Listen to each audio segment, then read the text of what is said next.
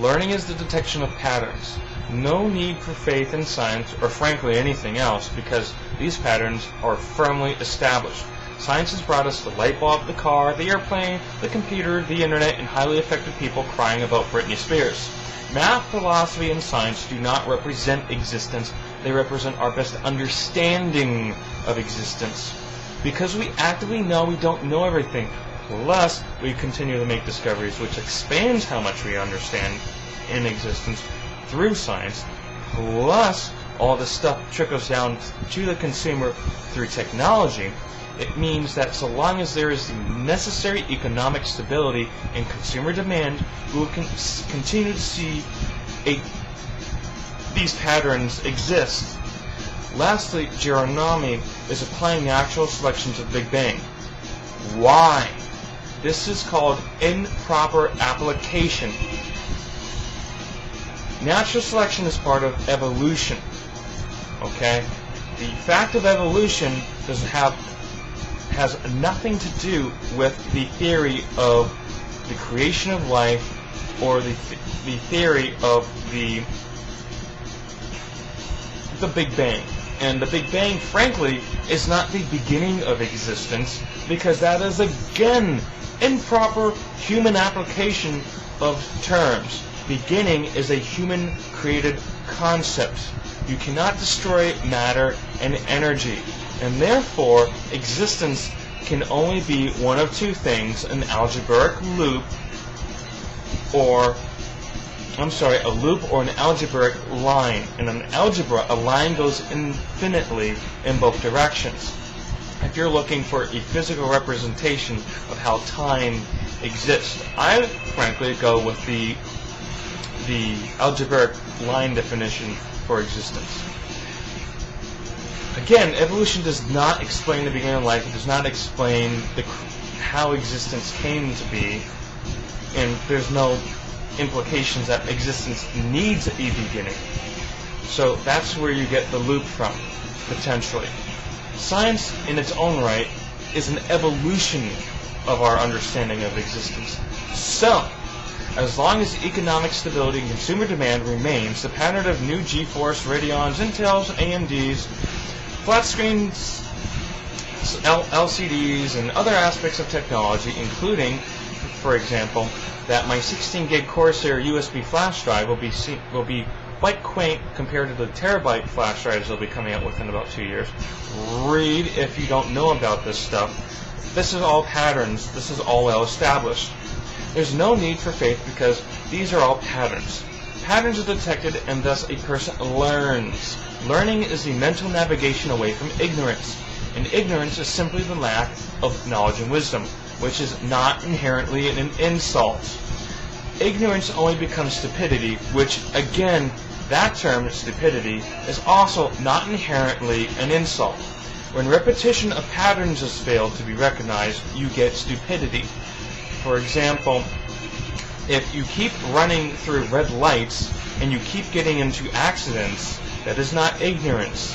If you drive through a red light and then you learn or you observe someone running through a red light and you understand why there are traffic lights, then you learn and thus you negate ignorance.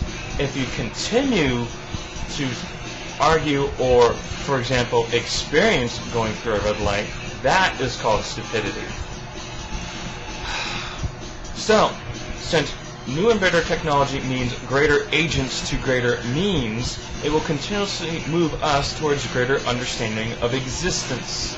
This does not imply people as a whole will become smarter. People will still have no or very limited access to educational facilities and materials. That, of course, is subjective to each individual in their specific place in existence and their whole scenario. That topic specifically moves towards political strife, where people will put you down to retain power over you. If you've ever heard the phrase kick you while you're down, then you understand religion in economical systems, such as capitalism and communism, which both target the same and yet different types of groups of human beings to retain control over those to benefit the elite few. Now, I don't know, for example, about true capitalism, because I have not witnessed a true form of capitalism. America is not a capitalist society. In fact, it is actually quite near a communist society if you do a bit of pondering, because it negates, if you look at existence and you look at how, for example, Hollywood promotes communism by not attacking it, you understand how my advantage, for example, evolutionary speaking, is negated over those who do not have an evolutionary advantage over my group, whatever group you want to imply that as, for example. So when I go to college, I can say I don't get a scholarship because I'm European, but you could say an African American gets a scholarship. That's where you go into communism. And communism negates, doesn't matter what group you're talking about, communism negates anyone's advantage over anyone else, which basically negates evolution for whoever's under control of communism, which means it basically spits in the face of evolution and thus science, and thus all those people are at a disadvantage. And I can make a whole video just explaining that. So, back to the topic, I've learned all this through patterns of observation, not experience.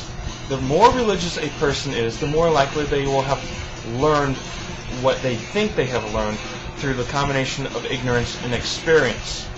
Education and observation are the desirable way to learn for all human beings.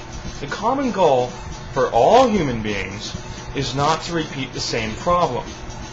The main spirit, that is the main spirit of open source. Lastly, failure is not necessarily a waste so long as it is documented, and thus people who are learning things do not repeat the same mistakes as others. That type of failure in a given situation is a waste. Anyway, I did that video much quicker than I thought I would. That was pretty much all written here, so I could say that quickly and effectively. I like Geronami's video because it seems like he's making a legitimate attempt without attempting, from my understanding, to be intentionally deceitful. I did not watch the whole video because the main point was I was discussing the improper application of natural selection, which belongs to the fact of evolution being applied to the Big Bang, which itself is still a theory. And you can further reinforce everything I've just said by coming to understand the true definition of determinism.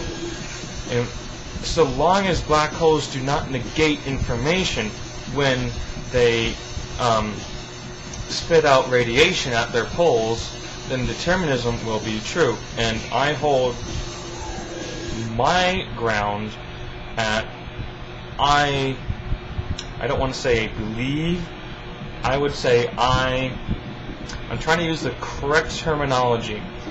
I stand by determinism, and I stand by my theory that black holes do not negate or void information when they are emitted as radiation at their poles. So anyway, so that's my reply to Geronami, and I would hope that I encounter more human beings who are trying to legitimately, black and white, objectively, trying to approach a situation by trying to understand the truth of things and not just pushing an agenda.